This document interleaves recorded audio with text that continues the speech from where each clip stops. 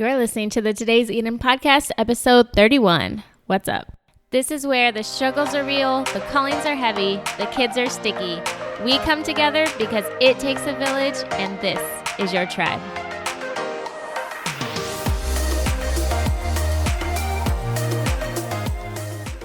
Hey guys, thanks for listening to the Today's Eden podcast. I am so excited for you to be tuning in today. Today I am talking with Cara Brookins, and she is the mom. If you haven't seen on the news or on some sort of show lately or the past few months, she and her kids built their house 3,500 square feet by themselves off of YouTube videos. And the reason behind why they did it is so amazing, so inspiring, so encouraging, especially if you are a victim or have been a victim of a domestic violence relationship, an emotionally unstable relationship or negative relationship.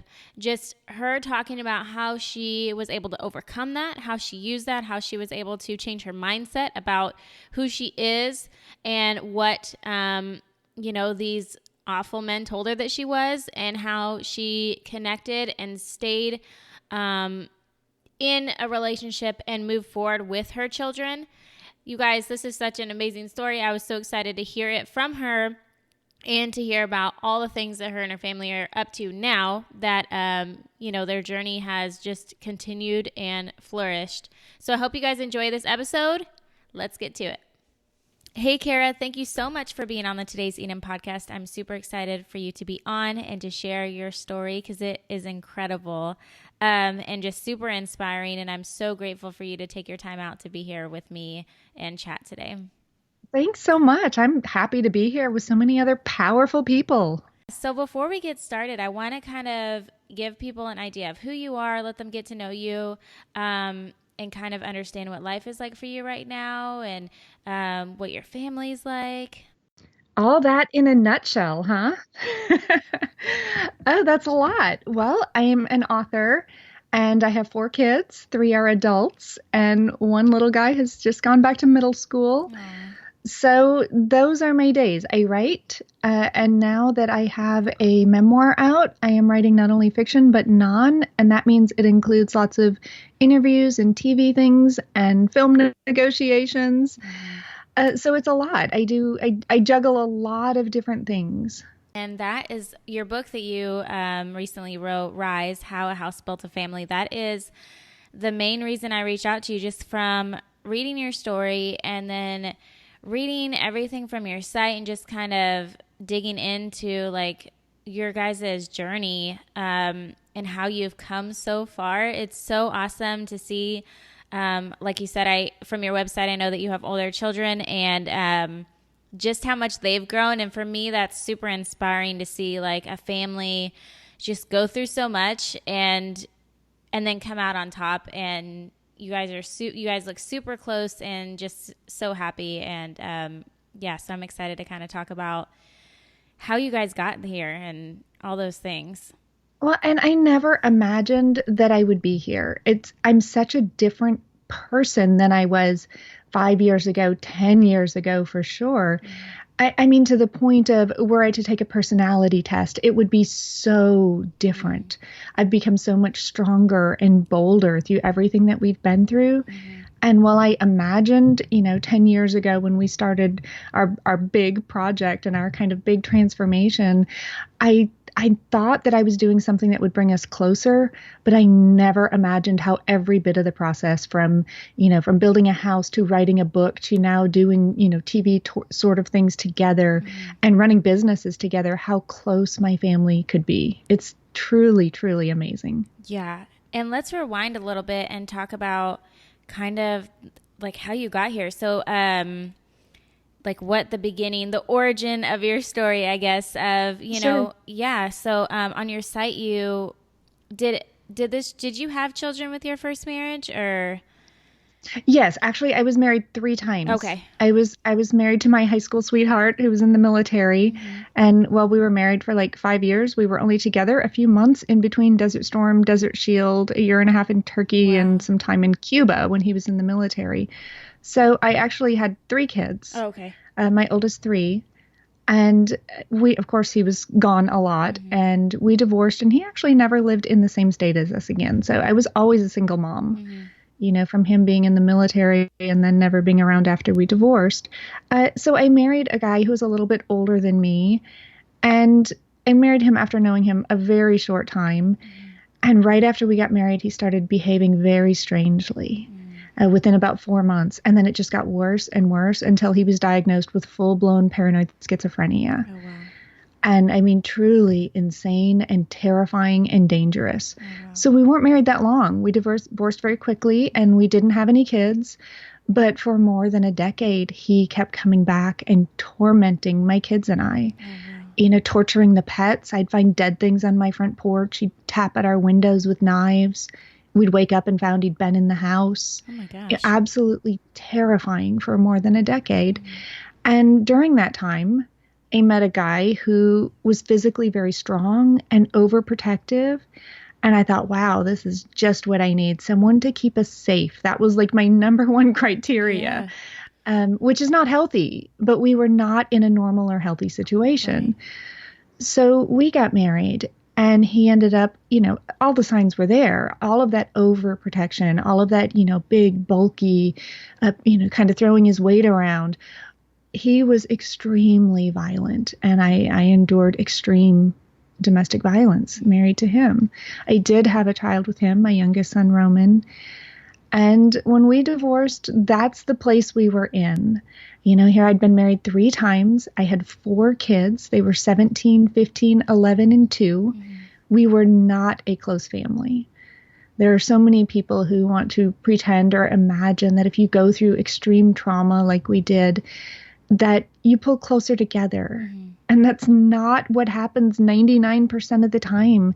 When you're in that sort of survival mode, you all pull deep inside of yourself. Yeah. You're just trying to make it through the day. You're just tiptoeing through life.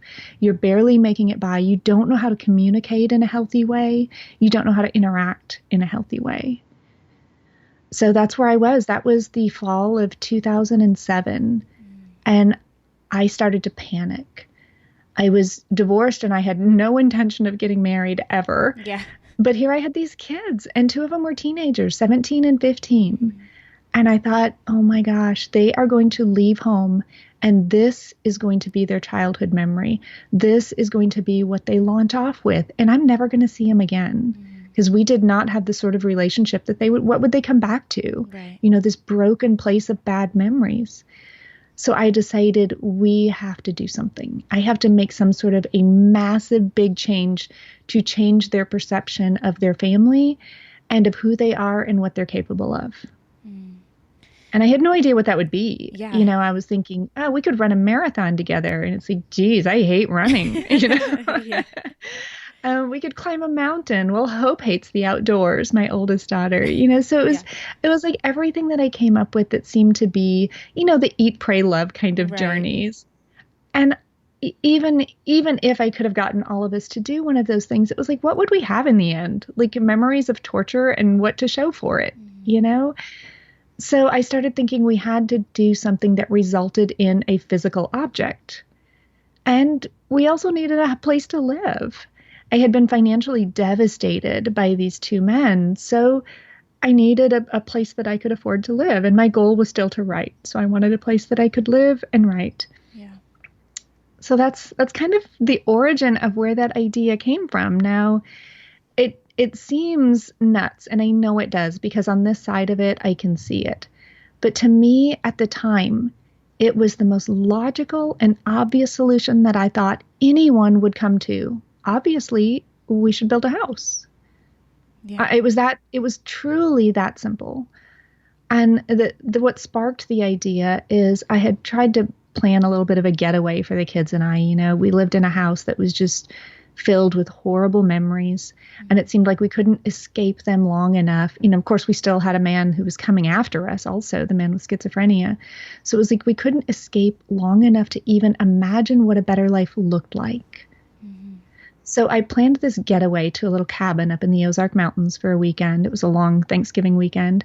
And while we're driving up there, I saw this house on the side of the road that'd been torn apart by a tornado. And I pulled over and started looking at it, and it just seemed so much more simple than I had imagined what was inside of the walls would look like. Hmm. For some reason, I hadn't spent a lot of time on construction sites, Right. none, in fact. So I just had the idea that I would look in the wall and there would be all sorts of stuff in there that I didn't even recognize. And it was like, oh, well, there's just boards in there and there's just nails and bricks. Well, that doesn't look too hard. I bet I could put that wall back up.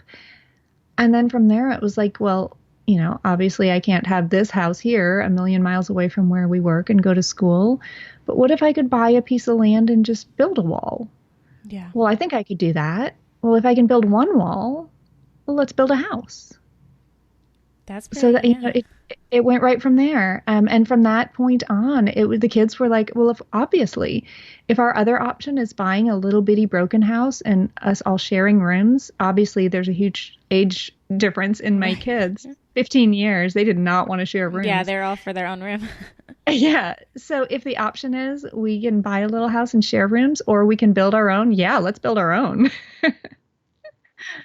That is so awesome. And what is, like, I don't know, mind blowing to me is that, so you pulled over, looked at the house, looked at the insides and what makes it, and that didn't overwhelm you. For me, I feel like if I was in your position, even as simple as it was, I would let it overwhelm me. And so I think that's just super interesting about maybe different perspectives that we have, or different, maybe like wirings that we have of the ways that we look at things. And just, or maybe it was in the position that you're in, to where like, this seems, of all the things that you had to endure, like this is nothing, you know? Right. I do think that that certainly was part of it. And there was such an attraction. Such a primitive feel to the idea of I'm going to build my own shelter with my family. Mm-hmm. So, that sort of taking action was attractive. But I do also believe that there's a mindset, and I think that it's a learned mindset that, I learned probably as a pretty young kid. And if you look at my professions, even though they're super geeky, right? I was 17 years as a senior computer programmer analyst, writing computer software. You can't get geekier than that. And then writing fiction and nonfiction. So you look at that, and it's all about having this enormous picture of this impossible thing in your head, because writing a book is hard, Yeah. and it seems impossible if you just look at that massive end project. And the same with writing a huge computer system. I wrote like police software, and you develop a police system. Well, that's millions of lines of code. And if you just look at those millions of lines of code, that's overwhelming. But the way that I do those things is I have that end project, that end goal in mind.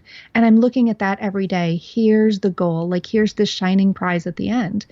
And then from there, I'm not looking at all the steps in between. I'm just thinking, okay, so today I get up and I pound one nail. I cut one piece of board. Today I get up and I write one page, or, I get up and I write a couple hundred lines of code.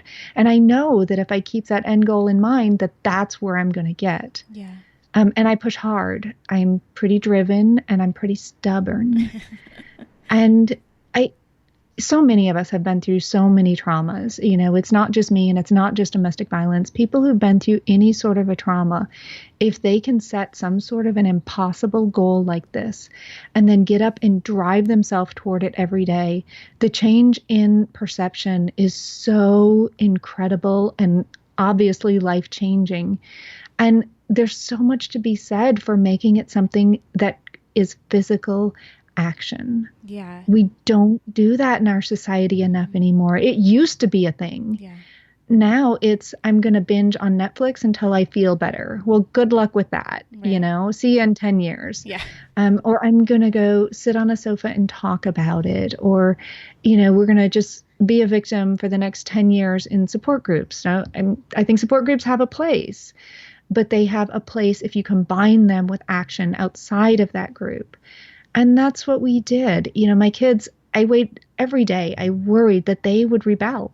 And they were teenagers. Yeah. If they didn't want to pick up their socks, I couldn't make them. I couldn't make them show up at a job site and work hard, 20 hours a day endlessly. But this idea that after being powerless and watching horrible things happen around them for so many years, for their entire lives, to have no control, and suddenly somebody hands you, here is a way you can literally physically build yourself a better life. Oh my gosh, that is so powerful. No matter how hard it is, it still has this element of feeling good and of hope. And there's a lot to be said for hitting things really hard with a hammer Yeah. when life has been tough. Oh, There's yeah. some therapeutic value in picking up a really big saw and cutting things, or strapping on a welding helmet. I mean, it feels good. And then I wanted to kind of go back into when you guys were in that, mucky area of life, and how, if there is somebody listening who is or was or currently is in a relationship that isn't good for them mentally, physically, emotionally, and hopefully not, but if there is somebody listening that is in that situation, I kind of want to talk about how you, like, what was the breaking point of ending that last marriage, and then saying, like, I've had enough. I need a better life. We are going to go off, and then essentially, that would turn into you guys building your own home. But what was the kind of turning point for you? Well, there's a couple of things. I think the number one turning point for me was it was life or death. Mm. Somebody was not going to survive this. Yeah. And of course, having kids, unfortunately, as women, we place their value in so many ways over our own. And we will leave for our kids before we'll leave for ourselves. Right. And whether you have kids or not, you should leave for yourself. Right. You are valuable enough to build a better life for you, of course, for the kids as well, and they should be a driving factor. But it shouldn't just be that. You have to value yourself enough, and that's hard to do. And I think that what I learned after I left is one of the things that can help other people the most. And that was when I started visiting domestic violence shelters after I had, started to build my own better life. And I kept meeting these women, and I'd go to the shelter thinking, these are weak women who stayed in a terrible situation.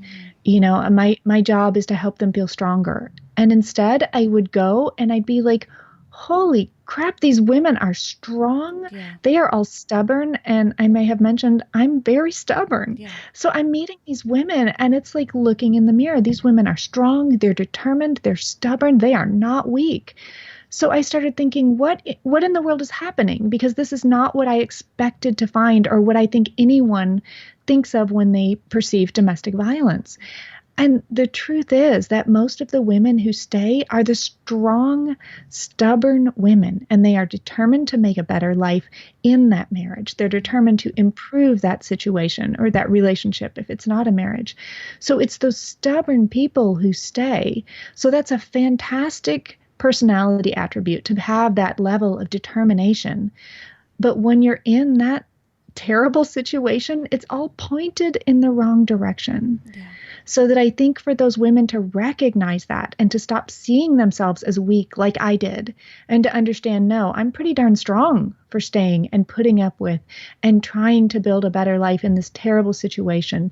Now, you know what? That didn't work, and that's okay.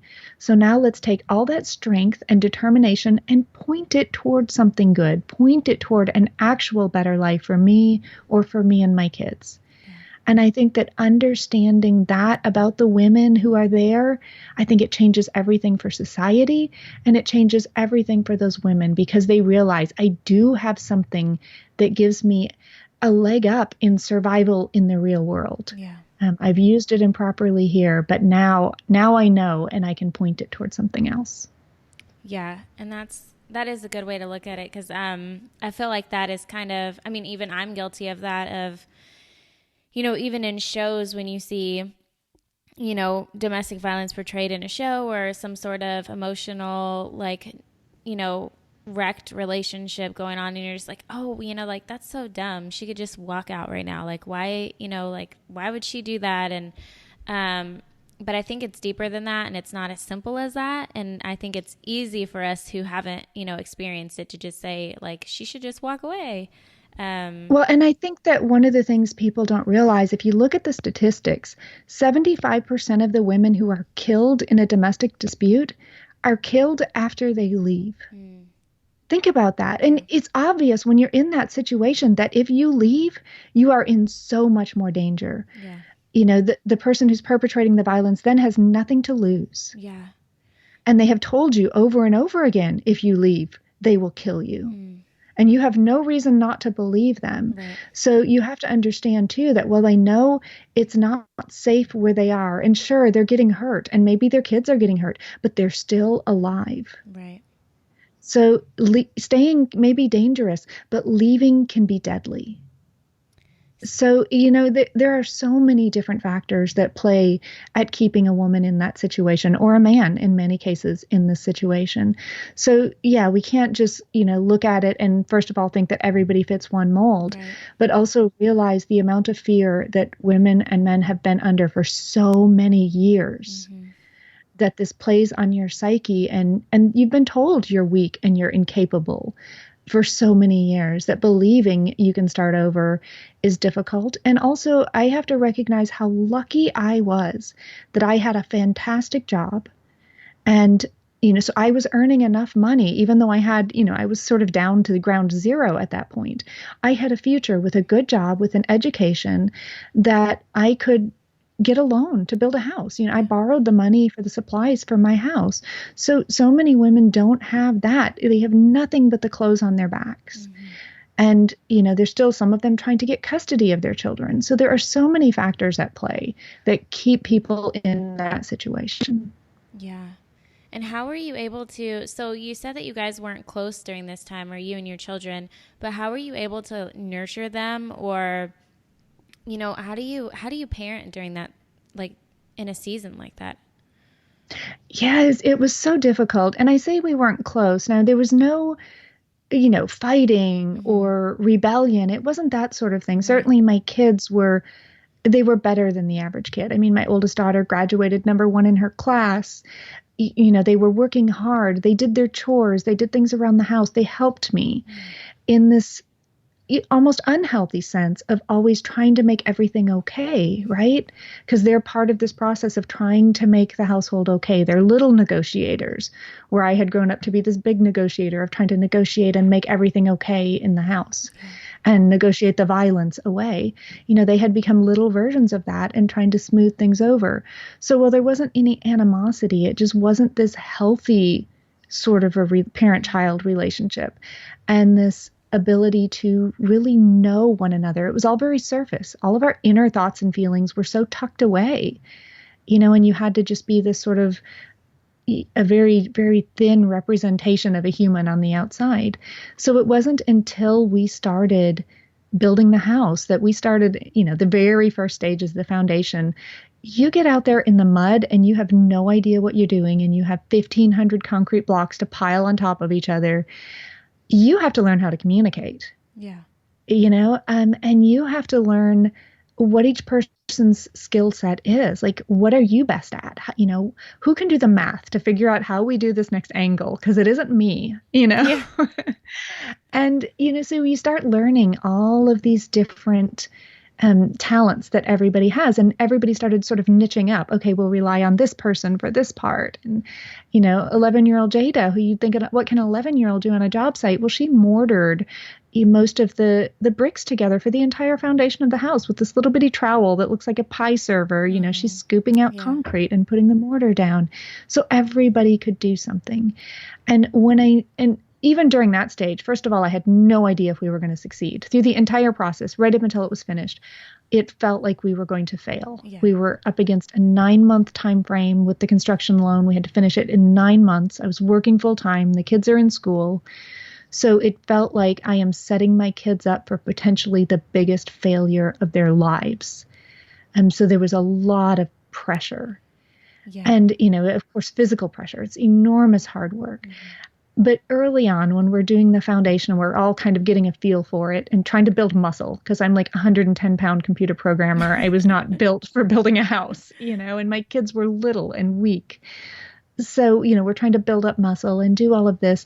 And there was a point, within a month of us doing this, that we started to laugh. And I didn't know that we hadn't really laughed in years until that point.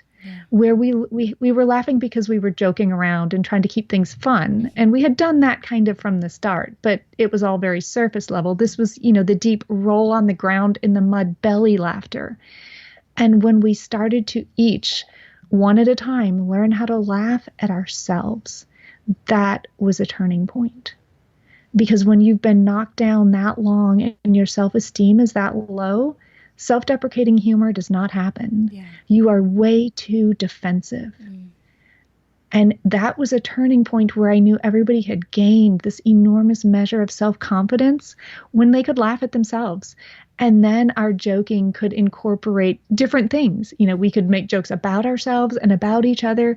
And that's when because we knew, what everybody's strong and weak points were, and the ability to joke around and have fun about that changed everything. Yeah. When you noticed that, was that just like relief for you that you guys, like, it's like a step back that you can say, okay, like, I think we're going to make it?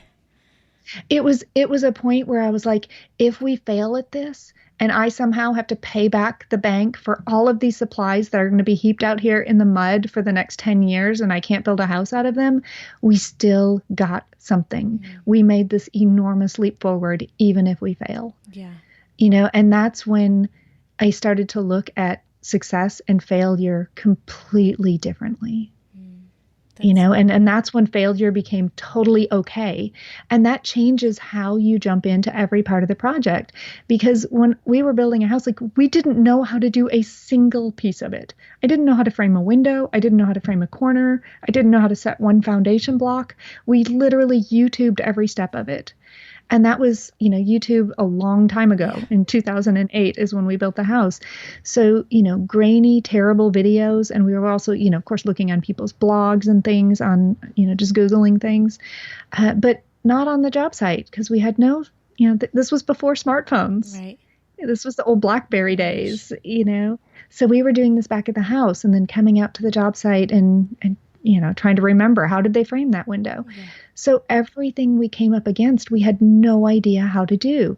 And that can be so paralyzing. You're afraid to make one move. Yeah. Like, you don't even know what the first move is.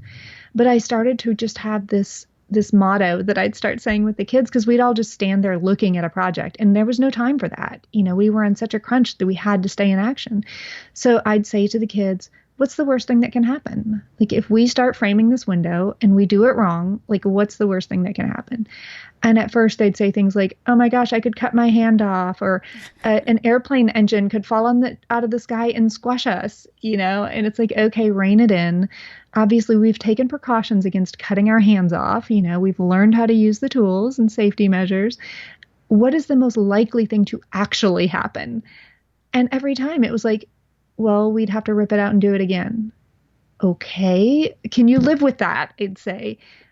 And they're like, well, yeah, we've done that 12 times already today, Oh my gosh. It's like, okay, if you can look at any situation in life and realize I can live with the worst case scenario, you have wiped away any reason to be afraid. And there were so many times that I'd say, okay, hand me that board. I'll make the first cut.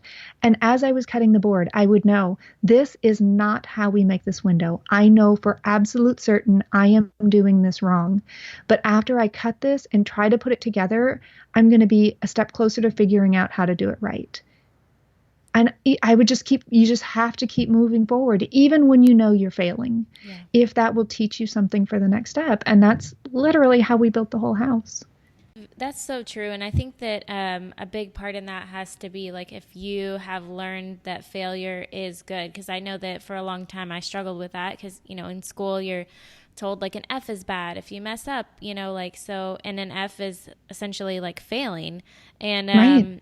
And so, this whole time it's just so contradictory, people want you to try things, but then you can't, like, you feel like you can't fail. But yet, like, that is trying things, is like failing and failing miserably and then moving forward. And I think personally, that was something I had a hard time struggling with until, I got older, and then I realized exactly what you said, and that, you, like, what is the worst thing that can happen? And then when you think of, right. and then when you think of it that way, you're like, okay, Like, And we had been through so yeah, many worst case yeah, scenarios. We knew how bad things could right. get.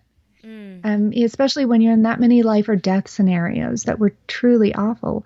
But I think the other thing that we do with failure in our society is we teach our kids to focus on it and sort of set them up for it. mm, And what I mean by that is I think of school, and I did this to my own kids, to the three oldest. They'd bring home their report cards and they've got like, A, B, C, F. Well, what am I going to tell them to focus on? I don't think any of my kids actually brought home an F, but whatever their lowest grade was, I'd say, oh my gosh, you have to put all of your energy into math because you did terrible on it. mm, Well, that's the absolute wrong thing, yeah. in my opinion, to teach a kid. Mm, No, you know what? You got all A's in these other three subjects. You obviously love those. You're going to work in a field that relates to those, or you should. mm, So focus on those, love those. Now you have to bring this other one up to a passing grade because you're going to need math in life, but don't focus on that. yeah. And we end up focusing so much on the things that we're bad at that people end up going all the way through college, focus on, well, I'm going to be an engineer because I've been focused on math for the last 10 years in high school, even though I always hated it. Mm, That we have people who get whole careers on the things that they don't like because we're pushing ourselves toward the things that we scored poorly on. I think we could really, really change that focus. Sure, you have to do tolerably well in all subjects, but you found something you're passionate on, keep focusing on that. yeah, that's good. I don't know how your kids did it. They managed to keep good grades during a situation like this, um, and not, and maybe you saw the internal ways that it affected them, but it seems like, as they've gotten older, they found a way to conquer and overcome similarly to you, and that's so awesome. So much of it is communication. Mm, Are there lifelong scars for the things that we went through for all of us? Yes, absolutely. yeah. Are there even post traumatic stress type reactions, especially for me? Yes, absolutely. I went through horrible things. But have we all found ways to deal with that? Yes, in very healthy ways. And the number one thing we do is we talk about it. Yeah. We say it out loud. Like, here's something I deal with. Here's how I get through it. Or here's how this affected me. And not only do we talk about it with ourselves, we point it out in one another. Mm, And we can all take that because we're close enough to do it. yeah. We can, one of the kids can say, hey, I'm thinking about doing this, or I just did this. And me and all of the other kids can say, whoa, whoa, whoa. I think the reason this is happening or that you're choosing this are because of these other bad things in your life. You need to reevaluate that. Mm, You might be going in a wrong direction driven by your past. So let's stop and think about that. And of course, there's every now and then some pushback. Oh, wait, no, no, no, I'm not doing that. But it makes everybody stop and think. And it's all done out of a place of love and taken out of a place of love. yeah. And that we all communicate I would say in a way that is healthier and more frequent. My kids and I are always talking than anyone I've ever met. And how can you not when you've done that sort of a project together, when you've gotten that close and not just building the house, but if you can imagine, then for the next 6 years, I wrote a book about it. Mm-hmm. It took me 6 years to figure out how to tell that story and to be willing to share it because it includes, basically the statement, here are the worst things I've ever done in my life and how they hurt my kids. That's sort of the premise of the setup for that story. Certainly then here's how we triumphed from that. But it's admitting extreme failure and, bad choices in life, which we've all done. But laying them out and saying, here, take that and judge me for it. And here's what we did to make it better. And it was such a difficult thing to write, to share, and then to have it turn into a worldwide viral story. 75 countries had viral stories about this. And now it's being picked up. The book is being picked up in other languages, and we're negotiating the feature film, and we're about to do a TV show, or the kids are doing a TV show. So that's a lot of pressure. Yeah. It's a different way of seeing your life and the way you interact with people around you. And that has, in so many ways, I thought we were as close as we could possibly get after we built the house, but this is a different level because it has in so many ways isolated us, where it's put us in a situation that not many people are in, but we're all in it together. Yeah. So, the communication has of course increased even more. There are always a dozen different text messages going on that are family text messages, that are the girls, the boys, the whole family, the big kids, Yeah. all these different combinations of people chatting, and it's constant all day long, every day. Oh, that's amazing. That's probably, as a parent, one of my biggest fears, and I talk to my husband about it constantly, is that is my, like, if anything, like, if nothing else, I want our family to be like super connected and super communicative. Like, we just talk all the time. I want our kids to feel like even when they go off to college, they can still come home, that they can still talk to us, because for me, like, I didn't really have a desire to go home after I went away. I was like, I don't want to. And like, Yeah. so for me, it's like, I want to do the opposite, and I want them to come home. I want our house to be filled with their friends. I want them to feel like they can talk to us about anything. And I never want there to be that, like, silence of pretending like we have, like, we know what's going on in each other's lives, but we really don't, kind of thing. It just takes extreme honesty. And that means even about the tough stuff. That's even, well, my youngest now is 11. And if you're watching TV and somebody mentions something that is uncomfortable, whether it's sexual or drug related or whatever, one of us, me or the other kids, will be like, wait, Roman, do you know what that is? Do you know what that means? Let me explain it to you. I mean, it's that level of honesty and open communication. Yeah. And let me be the safe place that you can retreat to for this information. You don't have to ask your friends. You don't have to Google it. Let me tell you what that is. Yeah. That's tough. Like, that was a huge step for me. I was certainly not that way when my oldest three kids were little. And I think that having those, that age difference, where right now they are 26, 25, 21, and 11, having those older kids around to sort of help school the younger one has been a real education for me, to see different ways of communicating and to open that communication up. But I think too, for me, I had some bonus time with my kids. Yes, they moved away. They went to college. My son moved up to Alaska for a year and a half and then to Denver. My youngest daughter moved to up in the mountains, lived in the Ozark Mountains in a tent, and learned how to build a homestead and milk goats and all kinds of crazy stuff. And, my daughter moved to DC and LA, my oldest daughter. Then for the book release, they all moved home. Wow. And that was tough. Like, they had careers, they had plans. They all moved home for the book release so that we could be together for that. It ended up being fantastic because of the level of press we got, that they were all here for that. So, but it was this different way of millennial kids moving home because they built the house. Yeah. It isn't like it's my house. It's a house that we built that they can use anytime they need to. If they want to move in to save money to build a business, to build their own house, like whatever, it's their house as much as it's mine. Yeah. So I've had all this bonus time with them moving home. And while they were going to immediately move away again, they're still here. And my youngest daughter has moved up to Toronto for a while, but they're still here building businesses. We're trying to figure out, what's the next step.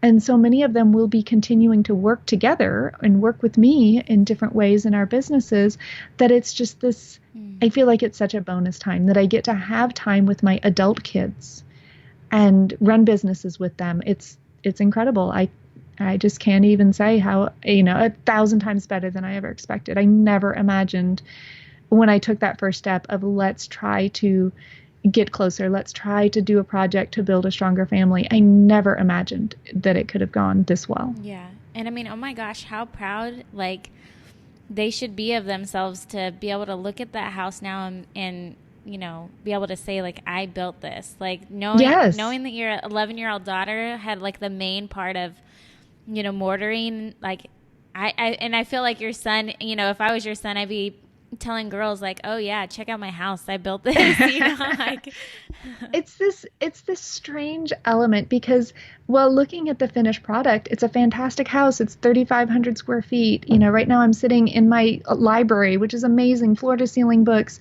It's beautiful. We've got more than an acre of land with tall hardwoods. It's gorgeous. But when we think of building it, we know what a bumbling mess we were. Yeah. how often we had to be like, I hope this Yeah. works. So to us, it's this sort of incredulous feeling of, I can't believe we actually finished it. Mm-hmm. Um, and I know that that side of the house is actually 3 inches wider than the other side. you know? So we know and see, of course, any little mistakes or funny parts of it. But yeah, to sit in a room where you have touched every inch of every board in Yeah. it, under it, behind it, over it, it's an incredible feeling to build something that much bigger than yourself. Yeah, definitely. And How often does anybody build something anymore yeah. that they can actually climb inside of, Mm-hmm. right? That they can look up at? We rarely do that, and it's definitely an empowering feeling. Yeah, and I could think that it's definitely a gift to them as well, because I feel like today we struggle with, just having things and not appreciating it. But when you build it yourself and you've had to put in all those hours and all the fights and all the sweat and all the frustration and into your home, because, like our kids, you just buy a house and then they just come to live in it and they don't realize how much it costs, or, and they didn't have any partake in the sweat or the stress or the anything that took to build it and to get dirty. And even as adults, we don't think of what all went into what we have, and Yeah. and be able to appreciate it as much. And when you build a house, holy cow, like how could you not appreciate it, and just enjoy it. And yeah, that. Yeah, it's a different kind of a feeling Mm-hmm. for sure. And even just taking care of it. Yes. You Yeah. have a different sense of the way that you care for I have a lot of gardens and I grow a lot of, I grow vegetables, but I grow tons of different herbs and teas and things. And the way I mow my lawn. Now that my son is here for a while, he helps me Yeah. mow the lawn. But otherwise, I've got more than an acre to mow and string trim, and you know, so I know every inch of this land and of this house. And if we, like, in fact, when we had all the media earlier this year, we decided we should have wired our whole house with networking cable. Why didn't we do that? We thought wireless would be enough. It's not enough to, do a TV show in Australia. We're having trouble with the connection. So Drew and I decided we are going to pull network cable through the whole house. Well, we can do that because we know where everything is. We know where every pipe is. We know where the wires are. So we can immediately map out how we're going to pull this up through the attic. And bless him, he crawled around like a dolphin through the insulation in the attic, dropping it down into the walls of each room. But, we can do things like that. Yeah. Wow. And yeah, it's certainly watching them move forward with their lives. It's not something where it's like, okay, now they're each going to build their own houses. Mm-hmm. Some of them might, most of them probably won't. But the way that they and that I now attack every single challenge in life, there is absolutely nothing that we look at and say, I couldn't do that. That's impossible. And I don't care if you're talking about I want to be on this TV show. I want to meet this person. I want to live in this place. Whatever it is, we are absolutely convinced we can do it. There's no level of doubt. And even if we try it and fail, there's not going to be anything that's like, oh, I was wrong. Well, let me find a different path. That's still going to be my goal. So I have to find another way to get there. That's fine. It's just a different level of confidence and of fearlessness in the way that we each approach life. Yeah. What a gift that I never imagined. I was a very, very shy, even as a very young child, very shy, very uncertain, very fearful. And I in no way resemble the person I used to be. When I went to a high school reunion that was like a 10-year high school reunion years ago, I had to try to convince every single person there that I went to their school. None of them knew me. I tried to be invisible in high school and I succeeded. But now I stand on a stage in front of thousands of people and, try to share with them how to take steps to build a bigger life. So yeah, it's such a change. I couldn't have even imagined it. Yeah. And when did you decide to share your story? Because it is a super intimate, like personal journey. And like, how did you have to overcome anything to be able to share it? Because I feel like even, when you journal, your, things that are going on in your life. When you put it on, there's something about putting it on paper that makes it like, it's good to release it, but at the same time, putting it on paper makes it feel so real. Just kind of like saying it out loud makes it like, it's like, if I keep it inside, I can kind of pretend like it's not happening or it's not as big. But then when you put it out there, not only for yourself, but for everybody else, was there anything that you kind of had to overcome in deciding, like, I think that we need to share our story? Or it was overcoming something every day, every year for 6 years. I kept waiting for this moment. People would encourage me to write it and say, "Oh, it'll be cathartic. You'll feel so much better after you get it down." And I spent 6 years of starting it and quitting, and then I'd write a fiction book and get it published, and then I'd try again on the nonfiction. And it was so incredibly difficult to revisit those times and to revisit that person I was, and to try to be my voice, to try to be the voice of my abuser, to try to be the voice of my children during that time, to try to put all of that down on paper and figure out which stories to tell, because there are some so horrific you're never going to write them down. Right. And, which ones fit in a story. How do you actually have a plot line in your real life, to pull back from your own situation? And then what consequences are there for sharing it? And not just consequences for me. I'm a pretty big girl. I can take it. But what about my kids? Like, I am forever changing their lives. And especially my youngest child. Yeah. He's still in school. So I decided multiple times, no, I'm just not doing it. And then when I finally finished it and the older 3 kids all approved it, each of them asked me to change a few things or remove a few things. And then I sent it to my agent, and I just thought, well, if she sells it, my kids will read it and a few other people. So when she called and said, "Oh, this thing is going to auction. We have a couple of great bids on it already," she paused right there. And that was the moment for me. She said, "Hold on, though. Before we take another step forward, I need a temperature check. Are you sure you want to do this? Once you take this step forward with this auction, you cannot pull it back. Your story, all of your intimate thoughts are in the world. Are you sure?" And I thought, oh no, now I'm not, because I thought, especially because of my youngest son, like, what is this doing? And then I thought, okay, like I always do, what is the alternative? The alternative is silence. And what domestic violence victim has ever chosen that route before? That's happened too many times. So some woman has to be the one who steps out and says, here, this is what it's like, right? And I'm certainly not the only one, but my story was different than so many that I was like, here's how my family recovered together from it. And if some woman has to be that woman, some mom has to be that mom, then some kid has to be that kid. And that if we keep this line of communication open, and then if we're very honest about it, then he is going to gain more from it than is taken from him, because he certainly has had a lot taken from him. His childhood is forever altered in that his teachers know the most intimate parts of his life, in that he has to appear on television and, he has to be in major interviews. His life is changed. But has he gotten more from it than he has given? Yes. Was I sure it would end up that way? No. Just like I wasn't sure that the house would be a success, that we would win with it. But it was a gamble I was willing to take. And certainly he's had some bullying. He's had some struggles with it. But he is gaining, and his confidence is so much greater, because he was 2 when we built the house. We had a toddler on the job site the entire time we were building. So he didn't gain the same things from building it that we did. Now, he has this sense of anything is possible. If you live in a house that, your siblings helped build, you have that sense that anything is possible. But yeah, it was a huge struggle to publish it, then to deal with the publicity of having it published. And, I always say writing the book was so much harder than building the house. There's no doubt. And when I finished that, I thought, okay, that's one of the hardest things I'll ever do in my life. When I finished it and sold it, we finished editing it. And then they asked me to read the audiobook. Oh, gosh. And then I thought, and at first I'm like, I just can't. Yeah. And my kids are like, no way, you can't do that. Well, I like a challenge.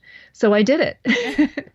But 40 hours of sitting in a little phone booth size studio, in New York, in the Flatiron building with my publisher, oh my gosh, that then I had to say was the hardest thing I've ever done in my life. I had never said so many of these things out loud. Yeah. And to out loud be the voice of myself, of my abuser, of my kids. Mm. There were so many times, the producer would just say, okay, just get through one more sentence. Just do the next sentence. Don't look beyond that. Just do one sentence. And I'd be like, I made it through half of it. Sorry. It was tough. It was so emotional. I've never felt that vulnerable in my life. Yeah. There's an intimacy to writing a book in a quiet room and knowing people will read it alone in silence in their head. That is so different when they will, pop it on in the car for a road trip and hear your voice cracking because you couldn't get through this part. Yeah. That is a level of vulnerability that was tough for me.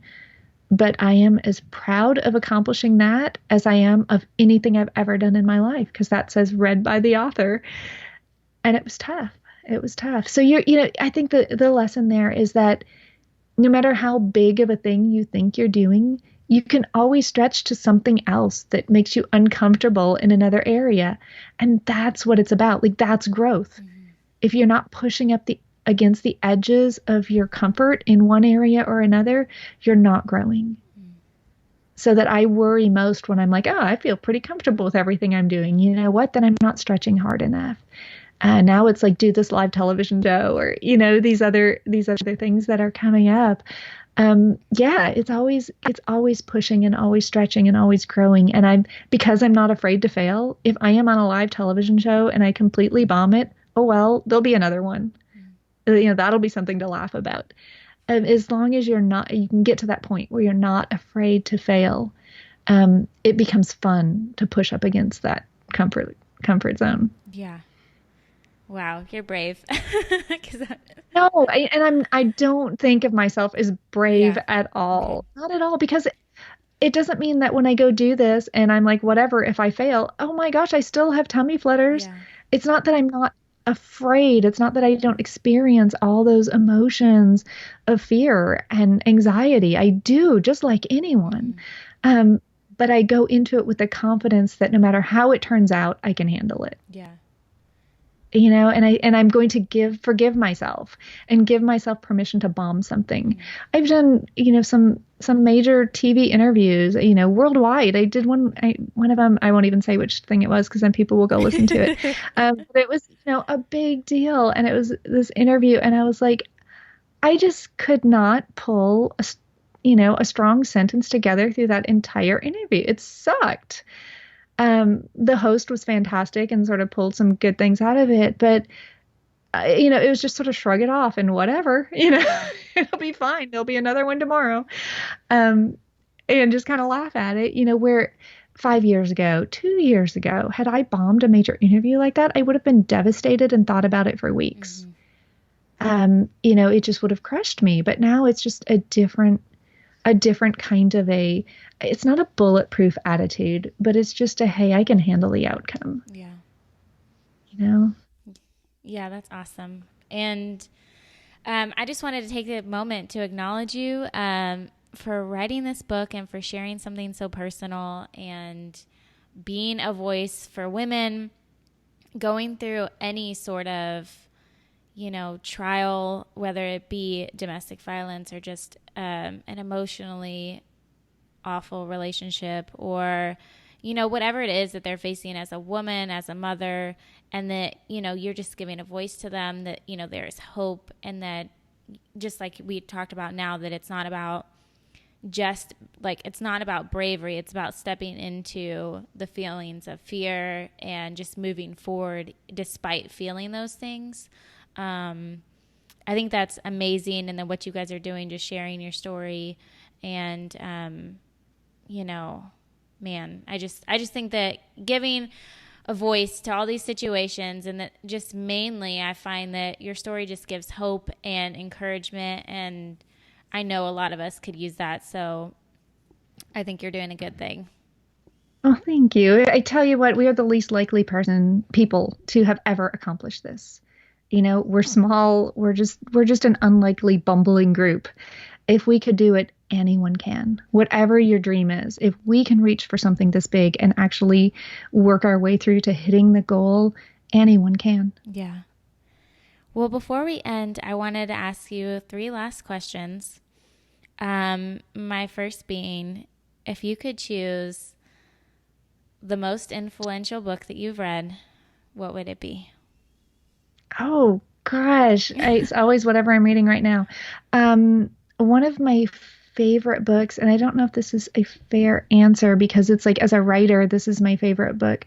Um, E.B. White, who everybody knows is Charlotte's Web and Stuart Yeah. Little, he wrote for the New Yorker for like 7 decades. Mm-hmm. Like wrap your head around that, 7 decades. So he has several collections of essays that are the most real, honest voice I have ever heard in my life. He has the, self-deprecation. He's witty. So E.B. White, he's got one that is like a letters of E.B. White and essays of E.B. White, and One Man's Meat, which is a bit of a memoir. Any of those, they speak to me. I'll have to look at those. I had no idea. Like I know most people don't know like how long he wrote, Wow. and Stuart Little, those sorts of things are what we think of. But yeah, he has a fantastic library. Wow. If you could empower women in one way, what would it be? Fearless, to be fearless. And then if you could tell your younger self one thing, assuming that she would listen, what would it be? It's the same answer, and I do this every single day. I have it like on my calendar. I have this little app that pops up and tells me these things I've required myself to do every day. And I meditate every day. Part of my meditation is I meet up with 10-year-old Cara. That's 10-year-old me. She and I have I walk up to the house that I lived in. She comes outside and we take a little walk together. It's silence, but it is this checking in with my 10-year-old me and making sure the things that I'm doing are in line with things that 10-year-old me would think were okay. And it's the way that I sort of keep myself in perspective. But there's also this sort of transfer in this other direction, right? Where I'm like letting her know, she's letting me know, yeah, it's okay, keep going. These things are within sort of your moral ground and your lifelong goals. And then I'm letting her know, like, you're about to be fearless. You're about to believe you're not going to be this small, weak person. You're going to believe that you can truly do anything you ever want to do.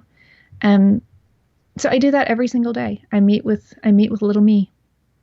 That's awesome. And like a lot of times from the interviews that I've had, meditation has become a powerful part of whether it's 5 minutes or 2 minutes, and there's different forms of, whether it's listening to music or just sitting in silence or drinking coffee, that I've noticed it's just had a powerful effect on a lot of people. And it's just awesome to see how something so simple can transform something so big inside of us. And it used to be something so defined, like meditation was one thing. Yeah.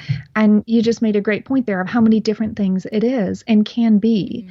And we've now given ourselves and one another permission to make meditation whatever you need it to be. Mine is different than most people's, and certainly there's an element of it that is the same. But the tail end of my meditation is chatting with me. Yeah, and we need to do that sometimes. I feel like we get too busy and we forget that we exist. We're worried about everybody else. Yeah. And I think that for me, like my life has gone in so many different directions than I ever expected.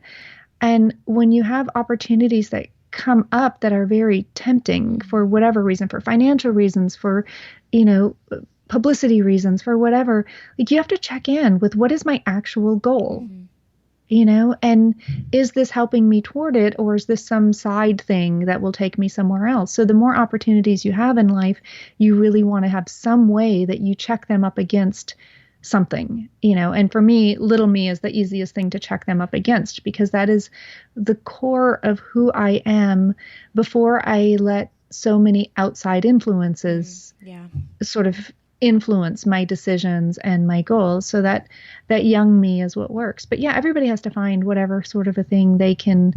You have to have limits. You have to have things that you bump up against in life that you decide this is a direction I will not go. So yeah, that's how I keep myself in line. Well, Cara, where can we keep up with what your family is doing, what's coming up, and find you on social media and keep up with your book? Where can we find you on all those spaces? Well, everything I have is on carabrookins.com. And I am a huge social media person, especially Twitter. Yeah. I have like 250,000 followers there. I'm there every single day. I also post to Facebook. I have an Instagram account. I don't spend much time there. It's Twitter's my thing, Yeah. and of course, my website. Okay. And all of my kids have social media as well. Even my 11-year-old has 50,000 followers, and he's doing a YouTube Oh channel. my gosh. And he has 50,000 followers on Twitter. He does his YouTube. In fact, he's above me right now in his room. I can hear him thumping around. He's doing YouTube right now. So yeah, and you can get to all of us from the About page on my website. All the kids are doing amazing things. That's awesome. Thank you so much for hanging out with me today and sharing your story. I'm excited to see you guys hopefully on TV or all the new things that you guys have coming up and just kind of seeing you through a different form. That is going to be awesome, and I'm looking forward to that. So thank you so much for spending your time with me. Thanks for having me. You made it fun and easy.